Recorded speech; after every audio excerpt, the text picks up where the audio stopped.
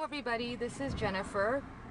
I didn't know whether I should talk about this subject or not, but I'm going to go ahead and go for it. And it has to do with the rage and the resentment, the enormous amount of resentment that victims of narcissistic abuse often experience. And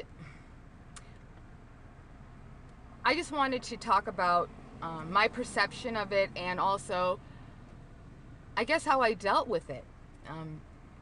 Initially, when I had figured everything out and I knew everything that had happened, I knew exactly what was going on, and it basically just flooded inside of me, all this information, and I woke up from a nightmare. I know I've said that before, but that's exactly what it feels like. And I remember researching this, okay, after I had known, but I specifically wanted to know about this feeling, the anger, the all-consuming anger that seemed to last forever. And the things that I found on it, and mostly on YouTube too, it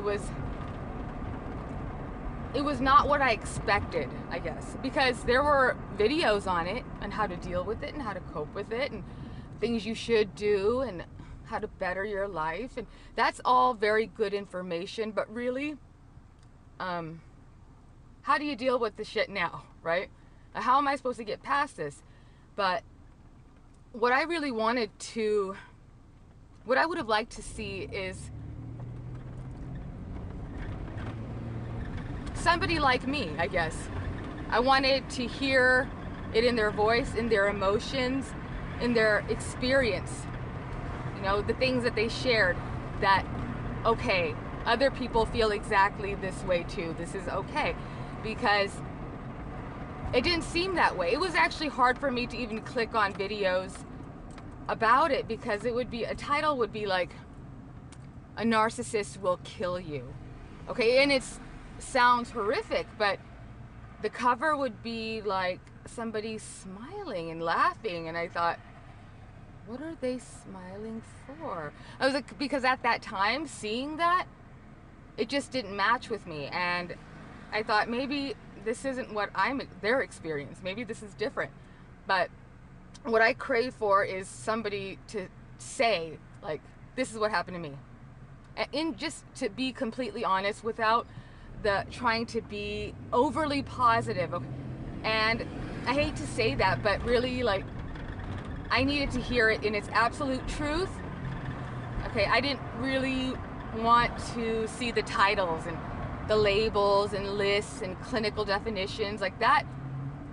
We all learned that in time, okay? Because no matter what you have done in your life or how much schooling, if you are a victim of narcissistic abuse, chances are that you have become a self-taught expert in the field. So you will know the definitions. And as far as the things you need to do to get past it, bettering your life and, focusing on yourself, this is true, obviously, and this will come, okay? And it's important to be reiterated, that information, but at that time, not what I needed to hear. And a lot of the advice is very, it's good, it's very positive, and, to have a better outlook and look at the positive, and that's very true, but let's be serious, okay? You don't really want to hear that when you're at this stage, when you feel as horrible as you do. And for a long time, it's not going to work, because you're going to be like, I know that, but how do I get past this shit, okay? Because it is awful. And in my opinion, I think as far as the anger and the hate and the resentment or whatever negative emotions you might feel towards the situation, what happened to you, I say go with it, okay? I don't want to put any false ideas out there and be like, well, you need to do this and that, because that will happen in your own time. That will happen, but you have to fully experience all of the stages, and unfortunately the anger is one of them, and its severity. And I think a lot of there's a misconception about people not being able to say anything bad or say negative things or fully express themselves, because Well, it is a negative thing to express, right? Like, and I just want to say, you know, first you're shut up by the narcissist or put in your place, and you probably learned to just be quiet and not say anything and suppress everything.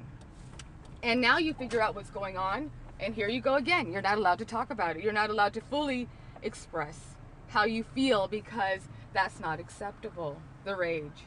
You need to deal with it. And here are the coping ways. Okay? No. Like, and I'm not saying, you know, go out on a rampage or anything like that, or commit crimes, or, you know, become a vigilante. Obviously that is not the case.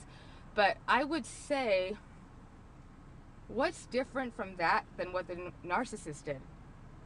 Right? I mean, even after everything that happened with me, I was, for some reason, and I guess it is through the training and the years of gaslighting, even though I knew I was screwed and what this person had done to me and just taken everything from my life, and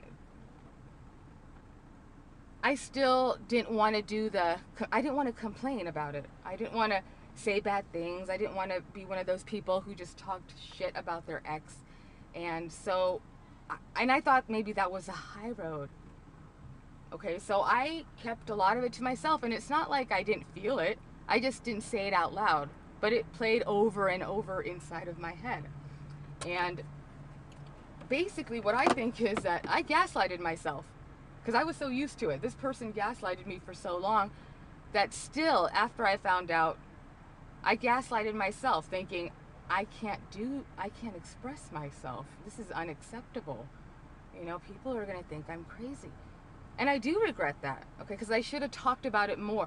Because if you think about it, if you're even a normal relationship, let's say there's a breakup, okay, I don't love you anymore. And obviously there's going to be hurt emotions. And if you think about it, if you are the victim of that one, if you are the one on the losing end, if somebody left you, somebody that you love, these people, like in regular relationships, they will talk to their friends and family about it, probably tell their story 12,000 times. They'll get sympathy and support from people. And this is a regular relationship. And I'm not diminishing the pain of a relationship. But let's face it, that's just a normal relationship, okay? Not a con artist criminal who was pretending to be somebody in this that was a part of this relationship or cared about you in any way.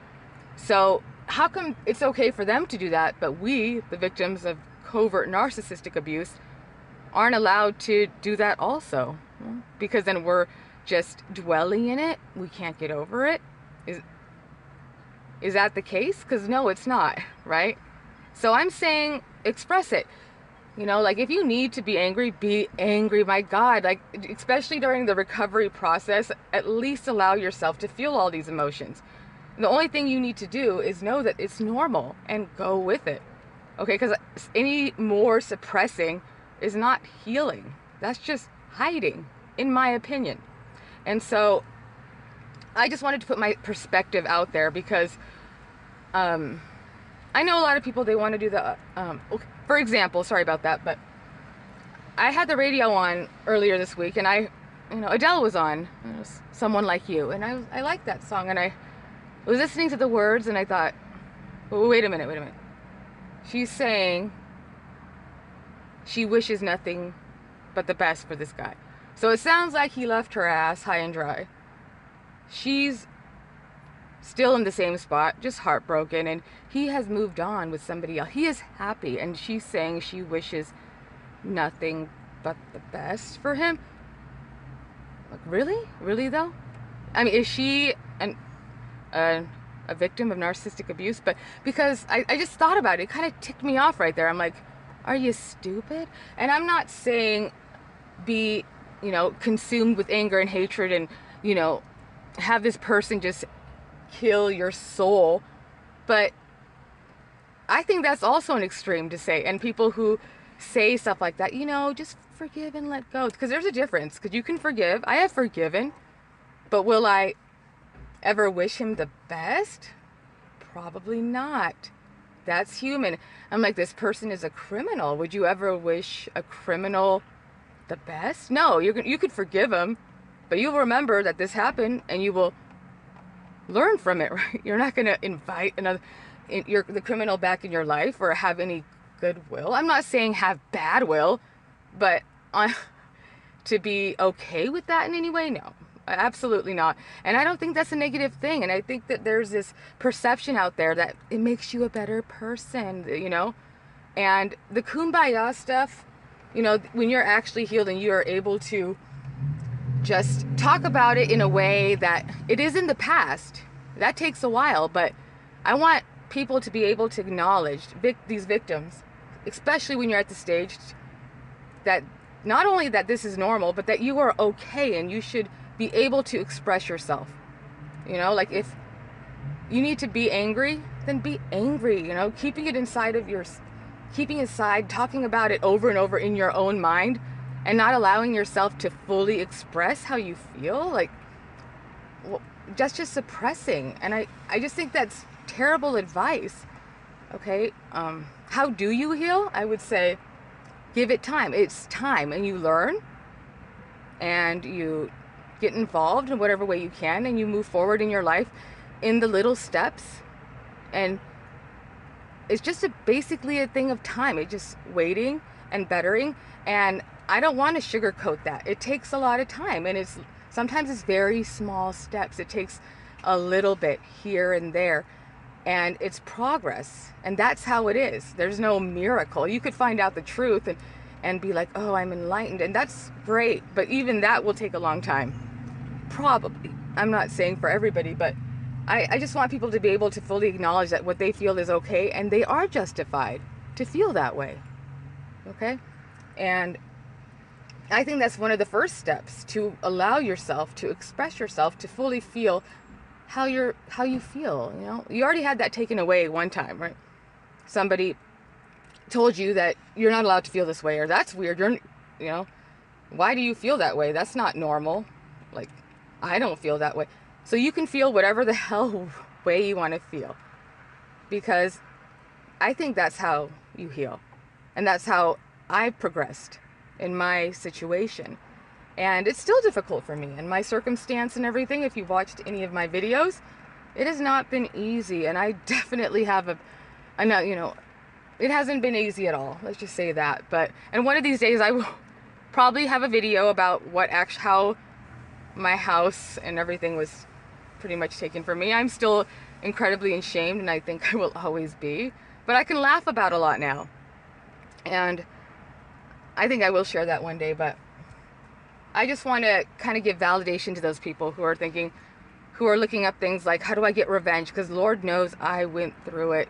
Okay, because I was even thinking, like, there needs to be a talk show where you can call somebody. It's like a Jerry Springer thing, and people like us, these victims of narcissists, can call out the covert narcissist, and you both go on the show, and I'm like, get a lie detector on this person. We both have one, because I want to know if this person actually believes his own lies, if his lies are so embedded within himself that he actually believes it, you know. And I would like to call it a challenge of some sort, and I think that would be funny. But I just want to validate those people, because I really wish I could have had that too, because even when I experienced it initially, this enormous rage, it was just intense, so intense, because out of all of the things that have ever happened to me, and there's been quite a few, some pretty bad things, if I were to combine all these things, I don't think that the rage I feel for this person is less than that. I think it exceeds that altogether, and that's pretty bad. Okay, so this is a huge and crucial part in the process, and I think that this needs to be addressed more in the rawness of it, without just terminology and clinical blah blah blah. You need to hear the raw, what people really feel and how hard it really is. And I think that would be helpful, because then you could relate and be like, okay, good, other people have it too. Okay, and how do you get over the revenge and everything? Trust me, if there was a legal manner in which there was I wouldn't even call it revenge. I say it's justice, equal, that's it. I would know, and I would tell you, but there is none in these situations. And the only option you have is to better your life. And I'm not saying that in a cheesy way, but that's the only way. And it will happen in time if you just allow yourself to feel the way you're feeling. Don't self-destruct, because there will be moments where for no reason the triggers come and you won't know what to do, but those will pass and it'll get better and better, probably slowly, but it's improvement. And that's how it is. Learning, healing, support, validating yourself, and just remembering who you really are, who you were with before this narcissist was in your life, and get back to what makes you happy and feel whole. And I guess that's my message, and I hope that anybody who out there who is in the rage stage or wants revenge, I hope it helps. I really do. Thank you.